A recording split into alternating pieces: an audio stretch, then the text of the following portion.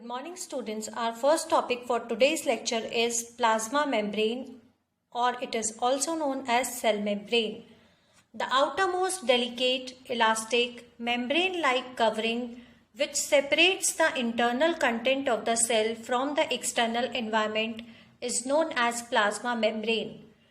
Plasma membrane is selectively in nature because it allows selected particle to move across the membrane. It is made up of two layers of lipid in which two types of protein are found embedded. One is integral protein and another is peripheral protein. Small particles of carbohydrates are also attached to the outer surface of the lipids and protein. Now, what is the function of plasma membrane? The functions of plasma membrane are as follows. It shapes to the content of the cell. It provides the mechanical barrier. It acts as a semi-permeable membrane for the transportation of molecule. It undergoes the process of endocytosis. It acts as a recognition center.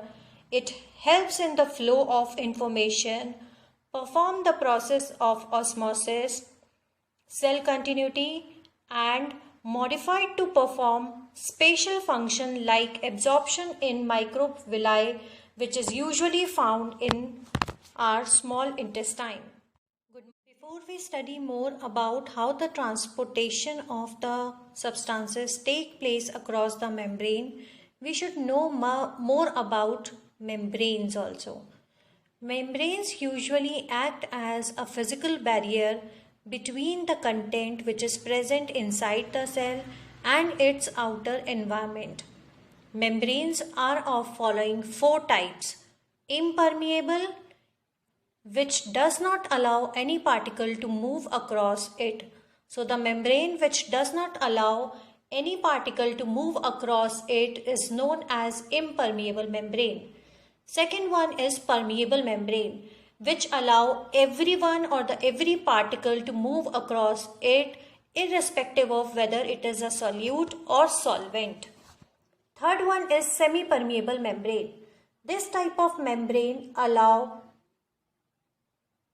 solvent particle to move across it but prevents the solute particle. That means it is partially permeable. Next is selectively permeable membrane. This type of membrane allow the passage of solvent and some selected solute particles. Plasma membrane is usually present between the cell wall and the cytoplasm. We have already done that it is a delicate and semi-permeable membrane. The permeability of the plasma membrane depends upon the physiological state of the cell and size and nature of the molecules which are passing across it.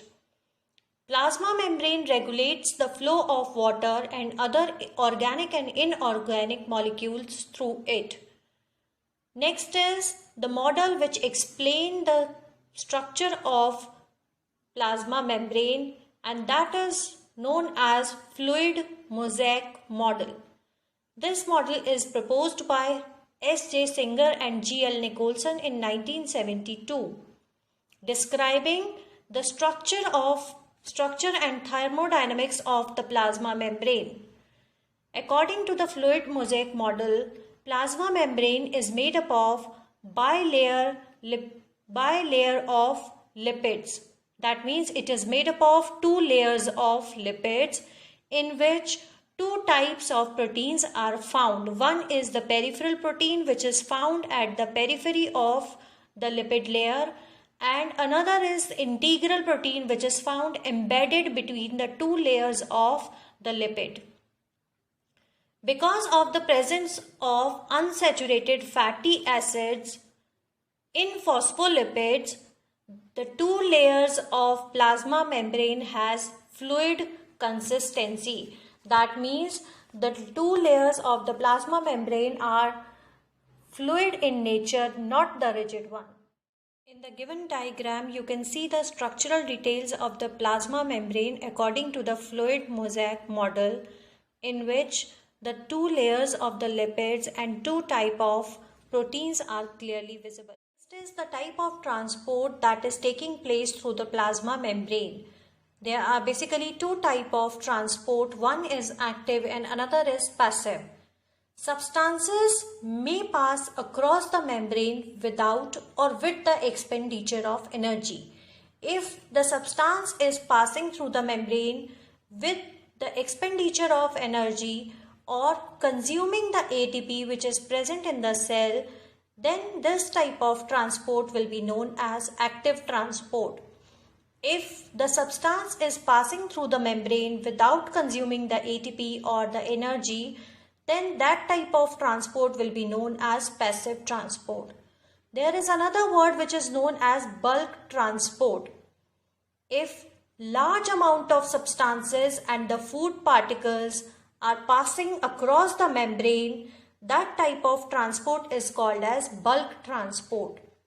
The process of bringing the bulk of material from outside environment by formation of endosome is known as endocytosis. That means if the bulk of material is coming inside the cell from the outer environment, that process will be known as endocytosis. Similarly, if the bulk expulsion of material is taking place or the bulk excretion of material is taking place from the cell to the outer environment, then it will be known as exocytosis. The three types of active transports are shown in the given figure. One is uniport, second is symport, and third is antiport. If only one particle is moving across the membrane irrespective of any direction, that type of transport or that type of active transport is called as uniport. If more than one particle, or you can say if two particles are moving across the membrane simultaneously in the same direction, then the transportation will be symport. Similarly, if two molecules or two particles are moving across the membrane in the opposite direction, then the transportation will be known as antiport. Another type of transport is passive transport, in which the particle move across the membrane without the expenditure of any energy. Passive transport is basically of two types. One is diffusion and second one is osmosis. First of all, let's study about the diffusion. The process of movement of substances, whether it is solid, liquid or gas, from the region of high concentration towards the region of low concentration till it spread uniformly in the given space is called as diffusion. Now, what is the importance of diffusion? Number one, it helps in spreading the different substances throughout the cytoplasm of the cell and maintain the concentration of a particular substance within the cell. Second, osmosis is also a one type of diffusion where only solvent is allowed to diffuse, and that solvent is generally water.